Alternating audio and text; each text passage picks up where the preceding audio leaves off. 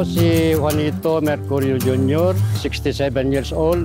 Meron akong asawa at 2 anak na grade 9 saka grade 10. Nakatira po sa Balaleng, Bantay, Ilocos. Nangangalesa po, kotsero.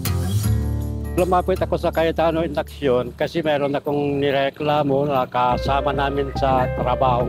Yung araw na yon, nandito ako sa may paradahan. Dapat ako na sana ang magkakarga. Kaso yung paseros ko sana, bali ninakaw po yung kasamahan naming nangungalesa po. Si Jesse Queresa po. Tag-rainy season na masasabi, pira po yung makukuha namin na biyahe. Kung minsan, isa lang, mahirap pa yung 2. Kung minsan, walang-wala talaga.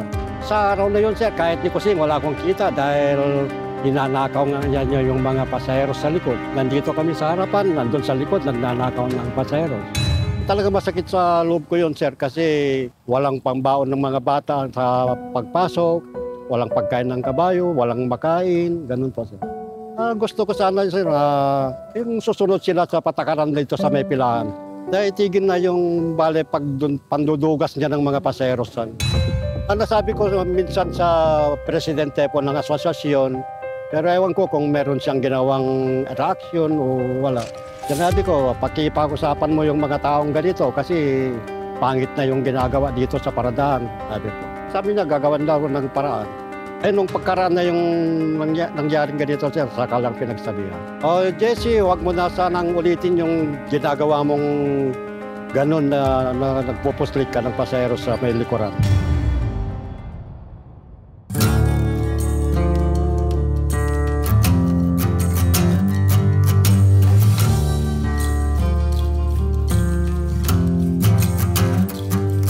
Bale, aminado naman po ako dun, sir, sa ginawa ko.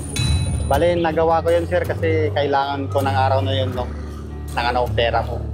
Pangbaon ko ng mga anak ko, sir, sa pag-aaral, pagkain. Bale, 3, sir. 3 sila, sir. Na isang college, grade 12, saka grade 5 po siya. Yung asawa ko naman po, nasa ibang bansa po siya. Nagpapadala naman po siya, pero sa mga pa lang siya. Sa kautangan namin, mga binabayaran din po siya, sir. Bale, yung araw na yun, sir, Sabado yata yun, sir. Nasa likod po ako, nakapark sa likod po. Bale, may nakiusap sa akin na tourist po. Yun po, na gustong sumakay. Tapos, kinuha ko na rin po. Yung araw na yun, sir, bale, magkatabi lang po kami. Tapos, siyempre, nagreklamo po siya. Pagdating ko, nun po, nagsaltan po siya. Mga bad words din, sir. Kasalanan ko naman. Sa isang araw, ang kinikita ko po, sir, ay nasa 400 to 500 po. So, matumal yung araw na yun, sir. Bali, yung sakay ko na yun, maghapon na yun, hindi na ako nakakuha. Bali, 1 week na matumal po yung sakay namin. Siyempre, masakit din. Araw na yun. Napagsabihan din, sir. Araw na yun. Huwag nang uulitin, talagang hindi daw pwede dyan. Isang beses ko lang po ginawa yun, sir. Hindi na po maulit. Masasabi ko kay Tatay Joselito, pasensya na, hindi na maulit.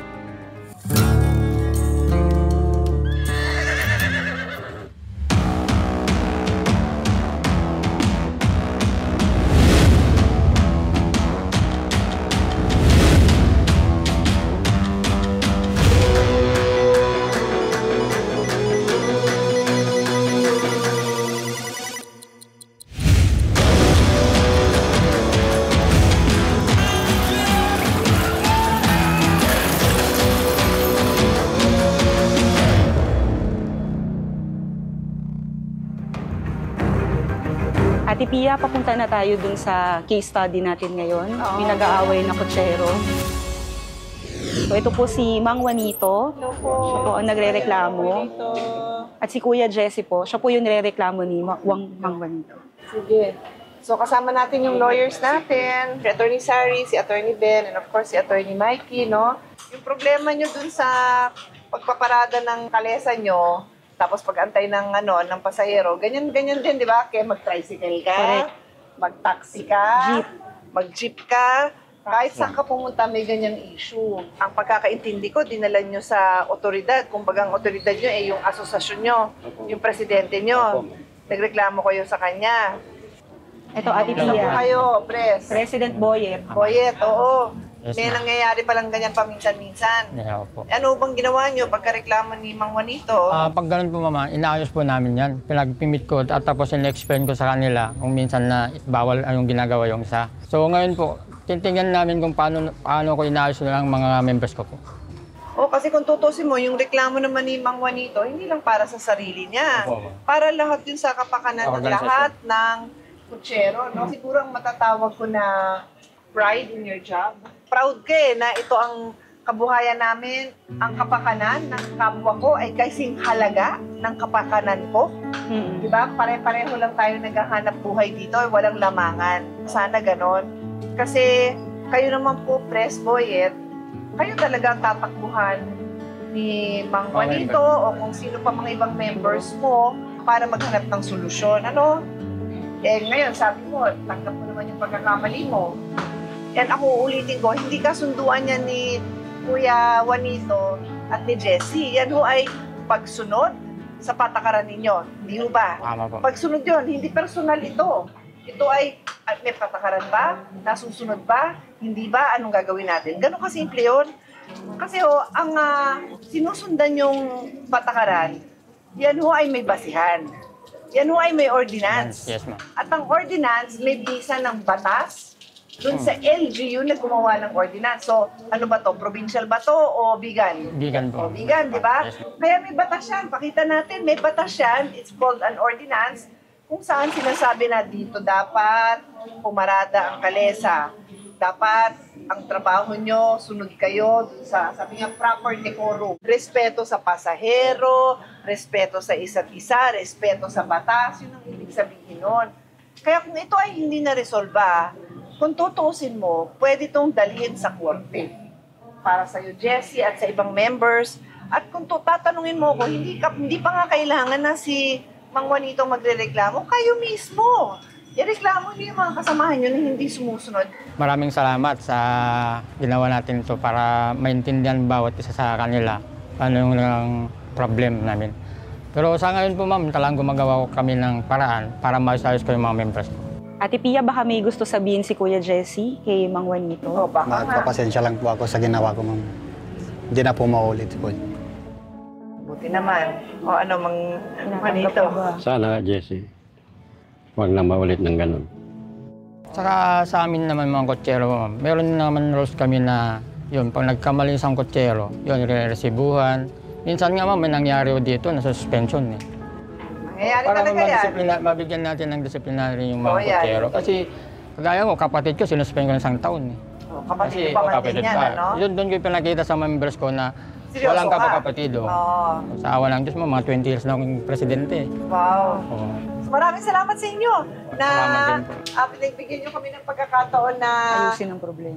tulungan kayo na maayos ang problema ninyo dito at maging halimbawa sa iba pang mga asosasyon all over the Philippines na pagka naman na nagseryoso tayo na maghanap ng solusyon, kaya naman. Ma'am, shake hands.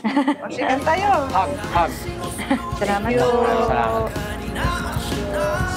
Magbabalik ang Cayetano in Action with Boy Abunda. Huwag kayong maalis. Alamin ang batas kung may legal na kaalam. Bilang suporta sa kanilang asosasyon, binigyan ng Cayetano in Action with Boy Abunda ng munting salo-salo sa merienda sina Juanito at Jessie para magkaroon sila ng pagkakataong pag-usapan ang mga patakaran na nais nilang itaguyod. Maliban dito, hinandugan din sila ng programa ng groceries para sa kanilang mga pamilya. Isang simpleng tulong para sa pang-araw-araw nilang pangangailangan. Nagpapasalamat ako sa mga nangyari at pinayuhan kami ni Senador Pia sa naging salot na pinasolba sa amin. Maraming salamat. Sa Cayetano in Action with Boy Abunda. Magandang hapon po. Welcome po sa Vegan. Ako po si Riot Rebiñol, ang City Veterinarian po ng Vegan City. Meron pong existing na ordinance for Kalesa horses po tayo dito sa Vegan. Naka-indicate po dun sa ordinance na minamandato po kami na i-check regularly yung mga kabayo po and also to provide yung pong mga pangangailangan po nilang veterinary services. And yung recent amendment po nitong ordinansa po na to is to nabigyan po ako ng power to reprimand mga kotsero and operators po, sir. And at the same time, to cease operations po if may nakita po kaming kabayo na hindi po acceptable yung health condition tsaka po yung body score card po nila. Unang-una po doon, animal health and welfare. Pangalawa, sir, gusto din kasi nating ma-preserve din po talaga etong pagkakalesa po natin. Kasi naging tourist icon na po siya eh. And at the same time, sir, gusto po kasi ng city government po na i-preserve yung culture and tradition katulad po nitong mga kalesa horses po natin. Yung mga kabayo po natin, sir, dito, meron na po yung mga upgraded eh. Yung medyo matatangkad na. And most po ng ating mga kabayo, sir, mga native breeds pa po yan. Ang kagandahan po sa mga kutsero po, yung mga operator po natin, sir, since namana daw po nila etong pagkakalesa as livelihood po mula po ng mga ninuno pa po nila. At ang gawin pa po noon, sir, siyempre yung mga native breeds. Hanggang ngayon, sir, gusto lang i-preserve yung native breed line ng horses po ng vegan. So baka lang din, sir, kasi nami-mistaken po ng mga iba na malnourished or ano pa ba, payat yung pong mga kabayo natin dito. Well, in fact, cute lang po sila katulad ko, no? Parang, kasi native breed line pa rin po kasi, sir, yung nag-predominate po sa kanila. Pero ganun pa man, sir, kahit pa po native breed sila, we take pride po kasi malakas po yung mga yan, tsaka sturdy. Regular po, sir, na chinecheck po natin sila. Ang scheduling po natin of regular monitoring, sir, ay November up to December. Bago po kami mag-release or mag-issue po ng veterinary clearance by January, bago din po sila mabigyan ng permit po to operate. And at the same time, sir, meron po kaming veterinary mission initiatives for kalesa horses, kung saan meron po tayong free deworming, consultation, vitamin supplementation, and meron din po kaming mga binibigay po, sir, na multivitamins and dextrose powder po, especially, sir, bago po yung extreme weather condition po dito sa vegan, para ma-maintain lang po na malakas po sila at maiwasan po na ma-dehydrate po yung mga kabayo natin. Kung tutuusin po, kaya ng katawan po na lang 8 oras. Pero lagi naman po namin silang pinagsabihan, yung mga kotsero po, sir, na maximum na po yung 5 hours a day na magamit po yung mga kabayo natin. Kung makakausap niyo po yung mga kotsero, sir, ang lagi nilang sasabihin, basta kumain po yung kanilang kabayo, kahit hindi sila kumain. Thank you guys for your continuous patronage po sa aming pong kultura at po turismo.